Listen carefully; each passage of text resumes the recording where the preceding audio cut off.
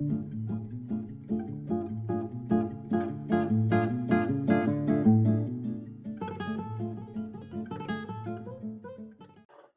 minutes with Sean, maybe 10 coming at you. It's been a while, but we are going to have ourselves a little bit of a mental health Monday on the show here. And I want to it's going to be a simple topic of talking about your feelings. It's something that's come up. I'm in my 40s, and I think guys in my age is something that they've kind of been evolving with. It's something that when I talk to my own dad about it, it's a little bit different, but the conversation is definitely, I think, part of why I am someone who has no problem talking about their feelings, no problem seeing a therapist, no problem going into a deep conversation about struggles or joy or whatever, fear, whatever it is, because I've always allowed myself to do that. I've never seen it as like a weakness, and I know that that's part of the conversation today on social media, and I think it's dangerous and scary to have an idea that men can't talk about their feelings. And that's, I guess it goes for anyone, but we typically hear, right, societally, about men not talking about their feelings. But why? Why don't they? Well, most say it's likely ego. I would contend that while some of it is ego, some of it is fear of learning more about oneself than one is prepared to know. And again, as someone who really had to figure things out early in life for a variety of reasons, one of the things that I knew about myself was being able to have trust that I would figure it out ultimately. It probably would go through ups and downs, bumps and bruises, but ultimately I would figure it out because I would be willing to take the risk or have the discussion, maybe someone else wouldn't, to get more into about how I could potentially pull off the situation, right? So when you talk about your emotions, you talk about how you feel. It's easy for people to do it on the two ends of the spectrum, right? When someone's in love, it's easy for them to tell them all about it, and when someone's dealing with loss, it's easier for people to get into their feelings because those are major events. Where the compoundment for me, and again, asterisks, highlights here, not a therapist, not a doctor, just someone. My whole thing recently with life in general has been about trying to be reasonable in expectation, in what I think I see, in people's discussions. I don't think right now we're having a great time talking to one another if we don't perfectly align with one another. And I don't really understand that. I am someone who grew up as a conversation chameleon. And I was just talking with my nephew, my youngest nephew. We're going to be 15 years old this fall. Great kid, smart kid. And he's just recently turned into like super jock. Like kid just gets every sport he touches, he just gets. He started playing sports like 2 years ago. It's really cool. It's really fun. I'm really loving it. Recently, I got to hang out with him for a little bit at a ball game, and we were chatting. And I said, just do me a favor. Just make sure that when you're just getting ready to start freshman year of high school, just make sure, man, that you don't be a jock. And he smiles. He goes, "What do you mean?" I said, "Don't be in a clique like that. Get to know everyone in your high school." I said, "That's what I did. And if I could give you any lesson from high school, it would be that. That, and don't take anything that seriously because you're really hoping you don't peak then. So don't get that much involved. There's a lot more to life." But the bigger lesson was to just get to know a variety of people. And so I've done that in my own life. And it's created me in a situation where now that we live in a political climate that we live in, a lot of people have opinions, a lot of people say things. And so we're able to talk about our feelings when we want to be heard.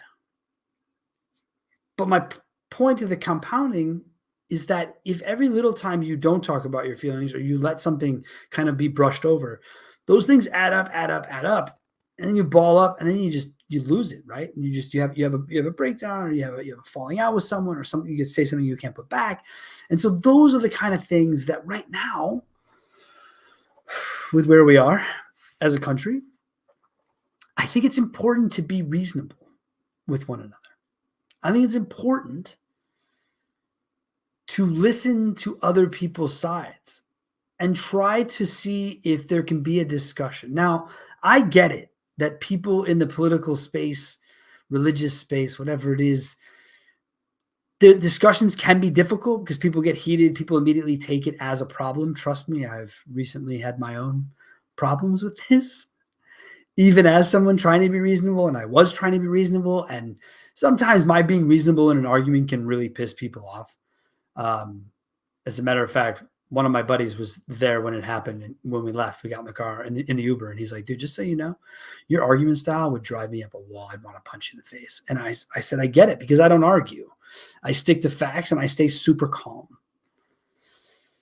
That's it. And if I ever do come off the rails on a topic, it's because I've lost all sensibility about myself and feel the only way forward is that. But for the most part, especially as I get older, being reasonable, having an argument based in fact, not so much based in feeling all the time. But again, back to your feelings, if you can portray them as your feelings in a discussion, I'm hard pressed, and I'm hard pressed to see how others could then say, well, that's not true. Those are someone's feelings here. And again, the bigger point, the big circle here is that's why people don't want to talk about their feelings, because they're immediately going to be judged for them. And that's the fucked up part of this whole discussion, is that we can't just talk with each other. We can't just have conversations. We have to have a political debate, a religious debate, a debate about whatever it is, whatever the hot button topics you want to pick right now, instead of just a conversation of people talking. So like, I'm a big sports fan. I could not imagine a world where I couldn't have a spirited discussion with another sports fan about why my team was better or someone was going to do better in a game. Like I just fail to see why that's not okay, right? People say, "Oh, well, that's sports. It's not something as personal as politics or religion." Oh, okay, fine, but why not still apply principles of being reasonable? And maybe that's really what I should have titled today's show, is Mental Health Monday. Let's just be reasonable. And in being reasonable, I think you will find that we can have discussions if we're just reasonable. And if you can have discussions, people will be more forthright with how they're feeling to one another. That would be important. Creating a space where people feel like they can do that is important.